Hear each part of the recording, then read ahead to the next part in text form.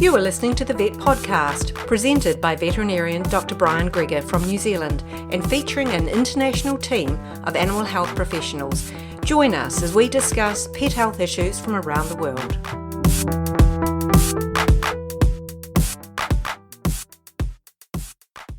James Herriot and All Creatures Great and Small evoke memories of old-style vetting. Many of us would have read the books or at least seen the television series. The author was veterinarian Alf Wight. I am lucky enough to have caught up with Jim Wight, Alf's son, who, in the first of a couple of interviews, talks to me about a tourist venture, the World of James Herriot, that is located in the old original practice in Thirsk in the UK. And staying in the UK, Charlotte Farr tells us what is behind the push for a ban on the sale of puppies and kittens from pet shops.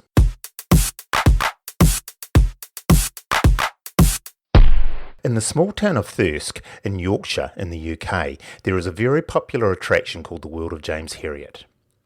Who better to talk to us about it than Jim Wight? Now, Jim is Alf Wight's son, and Alf wrote under the pseudonym of none other than James Herriot. To anyone who has read the James Herriot books or seen the television series, Skeldale House was the epicentre of the action. The real Skeldale House was at 23 Kirkgate in Thirsk. Now it has become the home of the World of James Herriot. Jim, how did this transformation from veterinary practice to tourist attraction come about? Well, what happened was, Brian, that our practice had transformed from a mainly agricultural practice in my father's day in the 1940s and 50s to a very much more small animal orientated. And the old house was no longer suited to, dare I say, we were trying to be a progressive small animal practice. That, coupled with the desperate situation of parking vehicles outside, meant that we had to really vacate the building.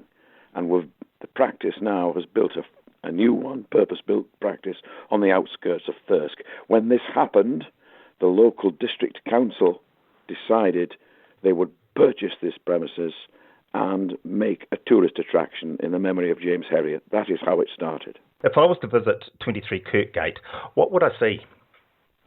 You would see the practice premises, which doubled as a family home, because I lived there as well as a small boy. You would see it as it was in the 1940s up to the early 1950s when we left the place. You will see the old family stuff, family heirlooms of James Herriot's family. You will also see it's really the only museum in the country that is one dedicated really to veterinary history. You'll see lots of placards on the wall devoted to the history of the veterinary profession. There's lots of ancient instruments that they used to use in those days. You'll see a film about James Herriot. You'll see a biographical department depicting his life, his ups and downs of his life. In fact, you can spend anywhere between 2 hours and about 6 hours in there, depending if you want to try and read everything. There's also a department dedicated to the kids, because trying to reach out to the younger generation, some of whom, of course, weren't brought up with James Herriot as we were. All little games they can play, practicing to be a vet and see what the knowledge of animals and farms are and so on. It's a very entertaining place. One of the pictures that I've seen is with a girl with sort of a classic veterinary pose of her hand up the back end of a cow. So obviously things are quite interactive there. What would be your favourite interactive segment of the whole shooting box? Well, they all love that one. They love putting the hand up the cow. You know, it's a funny thing, isn't it, Brian, that people think vets spend 90% of the time with the hands up cows' backsides, which, of course, we don't. The practice doesn't do so much now because it's ultrasound. But nevertheless, the public think this is I would add, however, that in the Yorkshire winters when I was a young vet, having a hand up there on a really cold day was nice and warm, you know. But this girl has a hand up. They're practicing to see if they're strong enough. There's a calf's foot in there, basically. It's a carving situation. And there's a calf's foot. They're going to see if they're strong enough to carve the cow. And they seem to love this. Now, were the TV shows actually filmed in this building? No. Nothing was filmed in the building. Well, they couldn't film in our building. It was a working veterinary practice because they were in the 70s and early 80s, the late 70s, early 80s, when they were filming All Creatures Great and Small. Well, they couldn't come to us. We were a working, a very busy veterinary practice. Most of the indoor stuff, the filming of the indoor stuff, was down to a place called Pebble Mill in Birmingham, in the Midlands, and other veterinary surgeons were involved there. So you actually worked out of this building? Yes. So what do you feel like now when you actually enter the building and see it dressed up in its finery as it was so many years ago? Well, it's very nostalgic, Brian, to be quite honest. I've got used to it now because we've been in the place so often. There are so many visitors from all over the world coming to the World of James Herriot. And my sister Rosie and I, we help out and we show them round the place and give them some of the inside stories about the James Herriot stories, what the real events were, and yeah, when it was first opened, it was very nostalgic indeed to see a place where I used to be a small boy, and all coming back to life again. Yeah, very nostalgic. Jim, I've always been fascinated by old veterinary instruments. Yeah. Now, it looks as if you've got a great exhibition of old veterinary instruments. What, in your opinion, would be the most bizarre instrument that you've got in the large collection that you have there? Well, there are some instruments there, Brian, that nobody knows what they are. They're so amazingly, weirdly fangled instruments that even the members of the Veterinary History Society here, people even older than me, don't know what on earth they are. Some of the bizarre ones that strike home with me are the incredible things for conjuring calves out of cows in the days before caesarean section. Some of the weird embryotomes and winching apparatus. Some of these winches that they used to put on cows to winch the calves out. They look more like raising the Titanic than pulling a calf out of a cow, I think we've made tremendous progress there. There's a lot of those. There are a lot of strange and weird castration instruments too. Yeah, anybody coming there that's interested in veterinary instruments, if you're interested, you should pay a visit to this place because you'd be absolutely fascinated. In fact, you might be able to tell us what some of them are. I may have some of them in the back of my truck still. So, hey, some of them stand the test of time. Exactly. The old Houseman gags and things like that. I used those right until I retired in the early 2000s. Jim, as chance would have it, last Friday would have been Alf, your father, James Herriot's 99th birthday. Yes. The day after that, on the Saturday, there was a dinner for the James Herriot Statue and Legacy Fund. How did that go? It went extremely well. The statue is terrific. Rosie and I weren't all that keen to begin with because my father was a very modest and retiring man, always ducked out of the limelight. But having seen the statue, very professionally done, we changed our minds. He's a man who's done the statue of all sorts of famous people.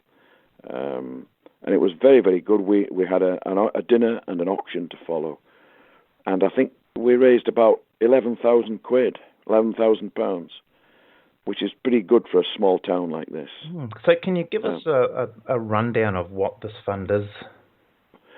The fund, it's run really by the man who runs the World of James Herriot. He's been very pro-James Herriot from the word go, this man. He's saved the centre, really, from possible closure. It's now doing very well.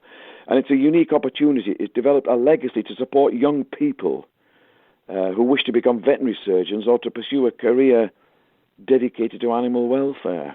And I think this is a thing that my father would have been very proud of because as you know, reading the Herriot books, one of the big things about James Herriot was he was such a compassionate man. The welfare of his animals always came first, and I think this is a fund in his name that he would have really approved of. And it got off to a good start last night. If people wish to contribute to the fund, how can they do that? They could go onto the website at the World of James Herriot, which is www.worldofjamesherriot.com. If you went onto the website, they would certainly give you the the email. But it's a very worthwhile fund. We've already had a donation from Australia, funnily enough. Oh, really? Yeah. What I'll do actually, Jim, is I will put a link on our podcast site and also on our Facebook page. So if people do wish to contribute to the fund or just check out the World of James Herriot, they can find it from there. So, Jim, we'll wrap up this podcast now. Thank you very, very much for the time that you have given us.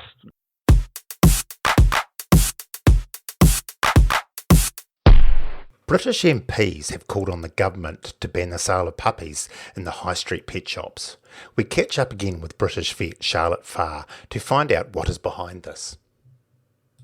Charlotte, I noticed that what the British MPs are calling for is a ban on the sale of puppies in the high street pet shops.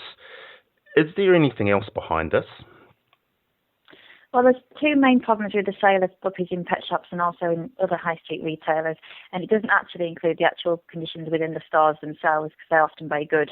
The first problem is that they encourage impulse buying. So prospective owners don't undergo the vigorous checks that would be in place if an animal was rehomed from a rescue centre or bought from a reputable breeder. The second problem we have is that many high street retailers selling puppies source them from large commercial units, which we call puppy farms. And often on these farms, puppies and kittens are weaned and separated from their mums far too early. So they're often taken away at around 4 weeks old instead of the ideal 8 to 12 weeks. And this causes them to have really poor immune systems, often leads to behavioural problems because they're poorly socialised early on in their lives. And they're often more likely to show aggression as well. Also, these animals which are used for breeding aren't screened for genetic illnesses. Typical breeders will screen their animals for types of heart disease, eye disease and orthopaedic conditions to reduce the chances of their offspring inheriting these problems. And this obviously isn't done in puppy farms because it's far too expensive for them to do. And this brings us to the real reason why people buy from pet shops and puppy farms, which is price. Many of the excellent breeders charge a lot more for their puppies and kittens and are therefore undercut by these puppy farms. And so obviously people will buy from the pet shops rather than the proper breeders. Are there any controls at the moment on the puppy farms? Well, there are a lot of animal welfare acts in place in the UK which should control the sale of these animals. So there is a Welfare Act for the breeding and sale of dogs, which says that any person who breeds and sells dogs or puppies as a business has to obtain a licence to do so from their local authority. And to get this licence, they should be checked to ensure that they have suitable accommodation, food and water provision and bedding, that the animals are suitably exercised and visited at reasonable intervals, and all precautions are supposed to be in place to control the spread of disease amongst them. There are also welfare acts to control hobby breeders, to say that it's an offence for people to cause unnecessary suffering of animals or to fail to provide for its welfare. And all of these things are regulated by local authorities. But the problems we have are that local authorities are very reluctant to investigate these suspicions because it's very expensive to do so, and often they don't realise they actually have the power to investigate, or they just don't have the time to carry it out. A lot of the breeders who currently hold these licences to sell animals don't actually meet the required standards and probably haven't been properly checked or regularly checked, and this is something that needs to be addressed. So they are looking at it by trying to control the high street pet shops. Now, I'm sure it's the same in the UK and around a lot of the world as it is in New Zealand. There are increasing numbers of puppies and kittens sold online, and you've still got the old, do you want to buy a cat or do you want to buy a dog? People are selling things at the back of the hotel. Is there anything that is being done about these guys? You're absolutely right. Over here we have the same problems. We have lots of puppies and kittens sold out the back of cars via newspaper and website advertisements. And the rise of internet use over here makes this a massive problem because these animals can be transported over massive distances now and owners can't see where they've come from.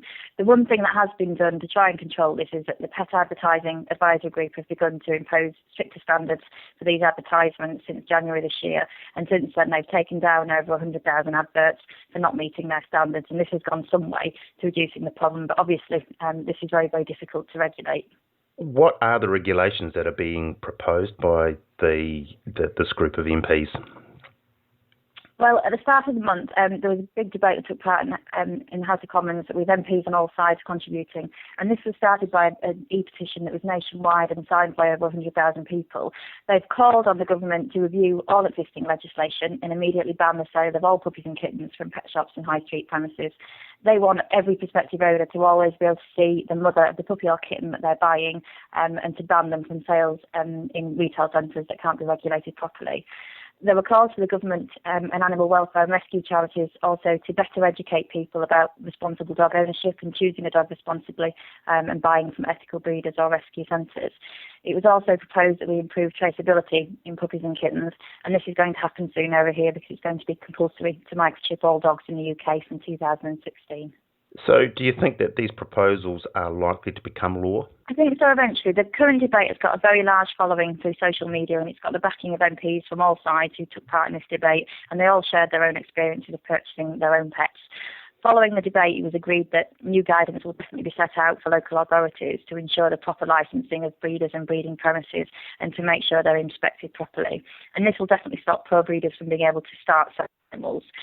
There's obviously agreement that something needs to change, and there's a good chance the law will change, and in my opinion it will change alongside the compulsory microchipping in 2016.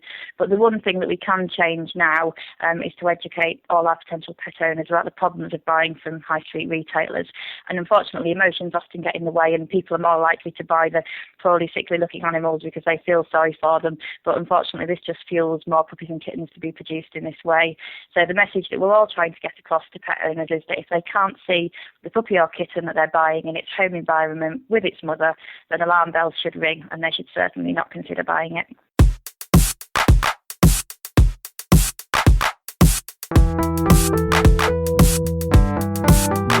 You have been listening to the Vet Podcast. You can find us on Facebook, the Vet Podcast app in Play Store, iTunes, Google Play, or bookmark us in your favourite podcast player. To contact us, message through Facebook or email vetpodcast@gmail.com.